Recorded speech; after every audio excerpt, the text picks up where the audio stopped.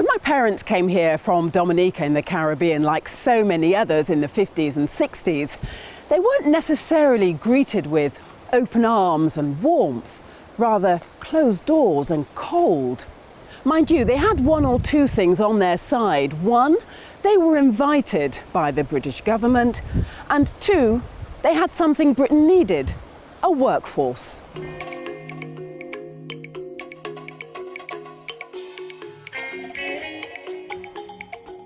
As the new arrivals found their place in society, some attitudes appear to have lingered.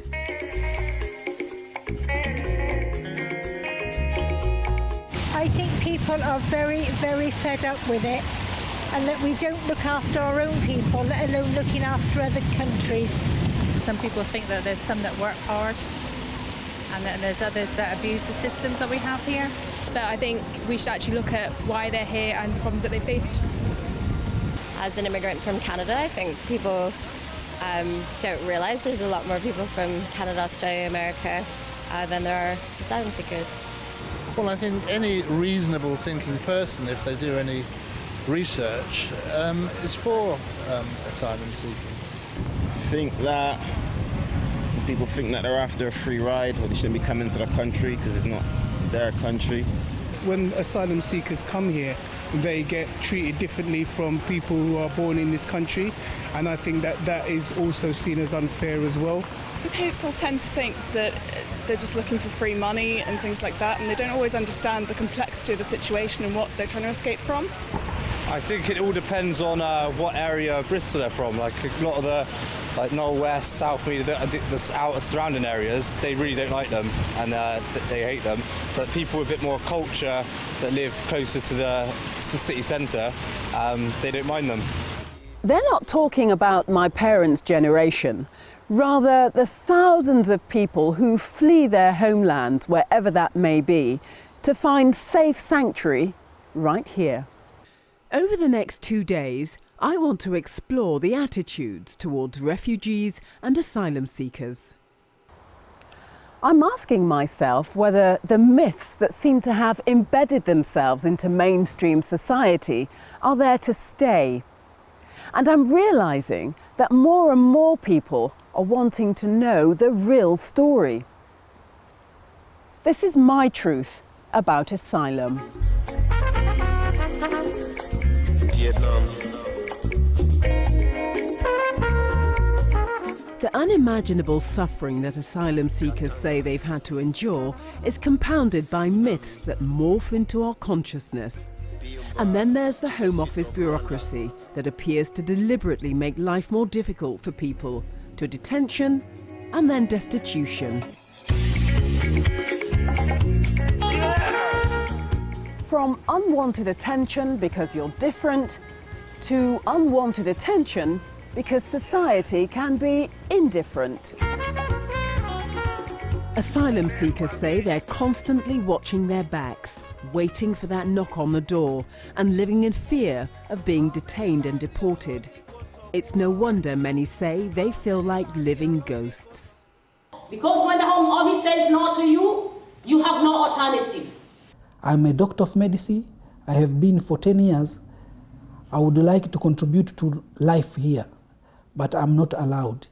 Is some people ignore you, reject you, and see you as a rubbish person. I don't want benefits. I want to be independent. I can't work because the law won't let me. And I am not entitled to anything. I am destitute. If I go home, they will kill me. Sounds harrowing, doesn't it? Imagine that was you. I know we all have our problems, don't we? But imagine for a moment that was you.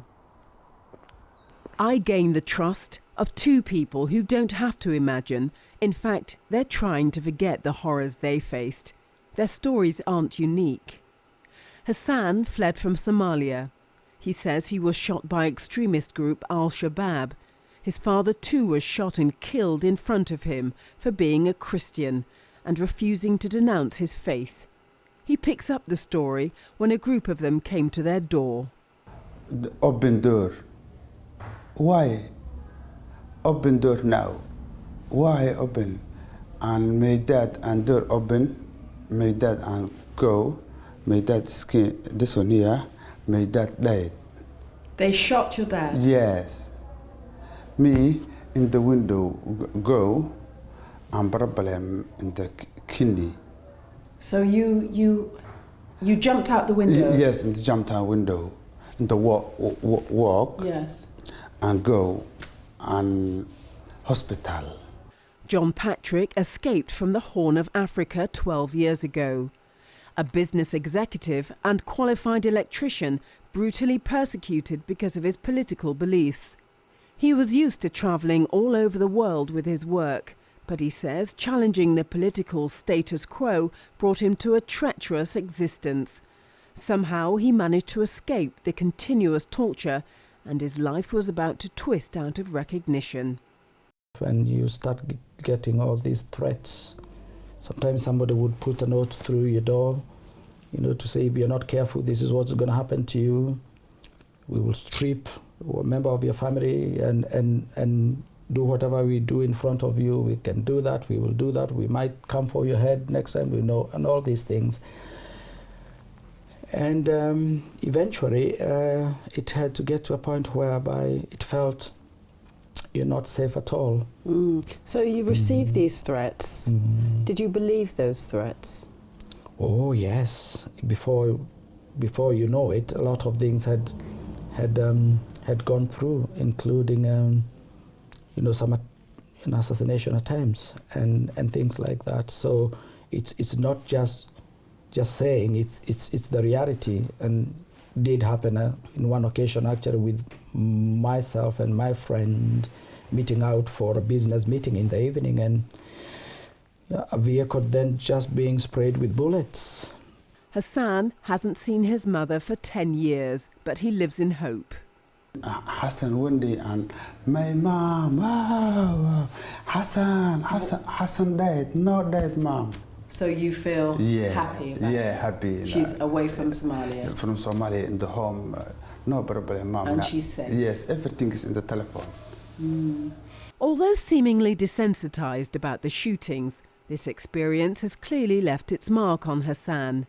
He used to work in security at Mogadishu Airport, a responsible position.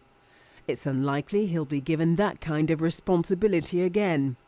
The trauma he says he's been through, both in Somalia and here, has taken its toll. Although he doesn't want to be seen as a victim, he'll tell you his life has moved on. He's grateful for being in Bristol and finding solace with this drop-in centre called Borderlands. He's able to volunteer and be an active member. Hilary Jones is CEO. One of the nicest quotes that I've ever had was from one of our volunteers, and she said that in the midst of sadness, people can still find great joy here by coming to our drop-in. Isn't that a beautiful thing to say? Isn't that the nicest thing anybody ever said? Because these people's lives are so wrecked, and when they come to us, they are very broken.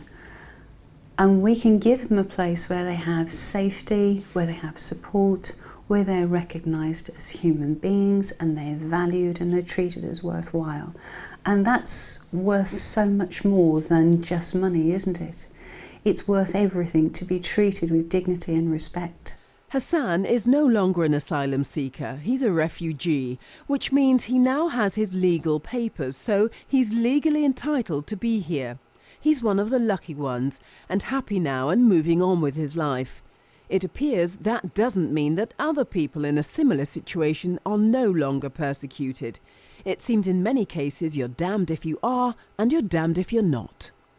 But if their appeal, their application for asylum status is turned down, for refugee status is turned down, then they'll lose that and they'll be evicted and they will get no money at all. And so from that point onwards, they are homeless and they are destitute. What we want is asylum seekers and refugees, instead of making them destitute, to be given a chance to be able to contribute in their skilled areas of life. And I'm sure that is quite possible. Depression is really common amongst the members, amongst the people who come to the drop-in, because they've gone through normally quite horrendous experiences that most of us wouldn't even dream of. And then when they get here, they are met with this complete skepticism of their case. If they can be persuasive enough that they manage to get permission to stay and have their asylum case assessed, they may then have to wait long periods of time with absolutely nothing happening and no information at all. John Patrick may look well, but that's only skin deep. Having to pay for healthcare when the system doesn't allow you to work to pay for it, or needing to see a doctor, he says, is a stress in itself. You know, having spoken to my doctor, for the GP, for many years, I struggled to even try and bring some of the information out. Yeah.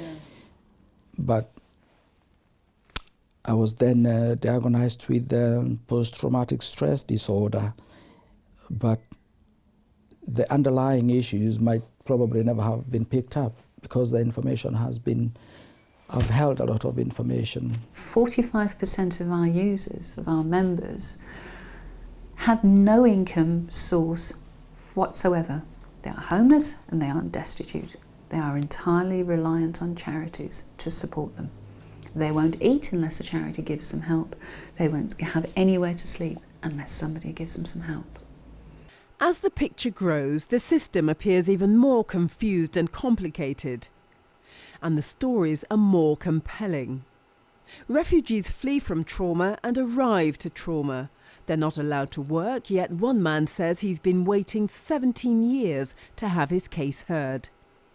And then there's that whole debate about detention centres. John Patrick picks up his heartbreaking story after the break.